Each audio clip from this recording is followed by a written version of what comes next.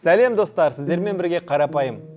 Біле бірсеңіздер, біз бала кезімізде әрқашан дауласатын едік. Дауласудың себептері кім мықты, кім күшті, кім үлкен, кім кіші деген сондай қысқаша даулар.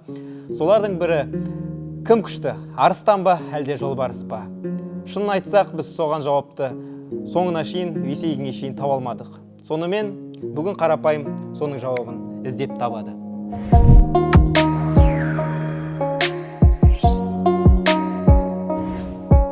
Ересек арыстанның салмағы 180-нен 240 килограммға дейін жетеді, ал денесінің ұзындығы 3 метр. Аналықтары сәл миниатюралы, орташа салмағы 140 кило, ал дене ұзындығы қысқа. Ересек жолбарыстың орташа ұзындығы арыстан денесінің ұзындығынан кем түспейді, керісінше сәл ұзынырақ. Дене салмағына келетін болсақ, онда жолбарыс 50 келі ауырырақ болар. Амур жолбарыстарының өкілдері одан да ауыр, олардың салмағы 350 килограммға дейін жетеді.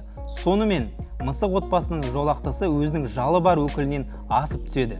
Арыстан мен жолбарыстың қайсысы күштірек? Жауап қарапайым емес. Олардың күштілігіне байланысты ма, немесе сипаттамалары, не жеңілген раундтар саны байланысты бола ма? Жолбарыстың тырнақтары өткір, ұзындығы 10 метрге дейін жетеді. Арыстанның тырнақтары ұзындығы 7 сантиметрге дейін жетеді.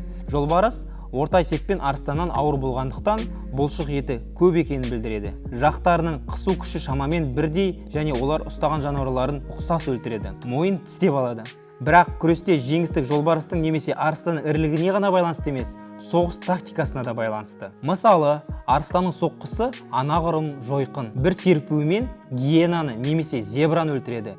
Егер біз сыртқы сипаттамаларын алсақ, жолбарыс арыстаннан күшті. Бірақ егер біз осы жануарлардың қақтығыстарының нақты нәтижелерін негіз ретінде алсақ, онда жануарлар патшасы өз атына сай және атағына лайықты келеді. Жолбарыс ұрыс кезінде өзін агрессивті ұстайды. Ол бірден ұрысқа кіріседі, ал арыстан өз еркімен соғысқа қатыспайтындай. Кейде ол жауын соққылаудан гөрі алдымен ойнайтын сияқты. Мұның бәрі олардың әлеуметтің табиғатына байланысты. Жолбарыс жалғыз өмір сүріп үйренген ғой. Ол оған қиын кезде көмектесетін ешкім жоқ екенін біледі. Ал арыстан болса әдетте прайдпен аңға баратын болғандықтан, артында басқа көмекке келетін арыстандары болмаса да, оның артында кез келген уақытта қосылуға дайын тұратын қолдау тобы бар деп ойлауы мүмкін. Сондықтан өзін қарсыласқа қарағанда жұмсағырақ ұстайды. Арыстан мен жолбарыстың арасында күштірек кім деген сұраққа жауап тек дәлелсіз емес, фактілер мен құжаттық дәлелдерде қажет етеді.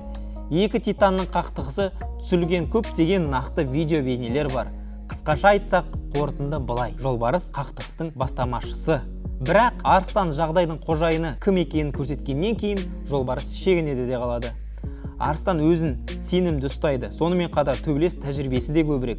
Өйткені ересек арыстандар үнемі бір-бірімен аумақ үшін таласады. Ал жолбарыс болса ұрысқа өмірінде бірнеше рет қана қатысар. Шындығында тиынның екінші жағы да бар. Мүмкін жолбарыс шаршап, қорыққаннан қашпайтын болар. Қашу себебі жараланып қалғысы да келмейді. Өйткені егер жараланған арыстанға демалу керек болса, онда прайдтың басқа мүшелері оған қамқорлық жасайды. Ал жолбарыс болса өзіне ғана сене алады. Ал ауыр жаралар оны өлімге әкелуі де мүмкін. Сондықтан ол шегінуді таңдайды. Сонымен достар, сіздер қысқаша жауабын таптыңыздар. Сіздің жеке өздеріңіздің ойларыңыз қалай? Соны комментарияларға жазсаңыз, біз барлық комментарийді оқимыз. Сонымен кім мықты, арыстан ба, әлде жолбарыс па?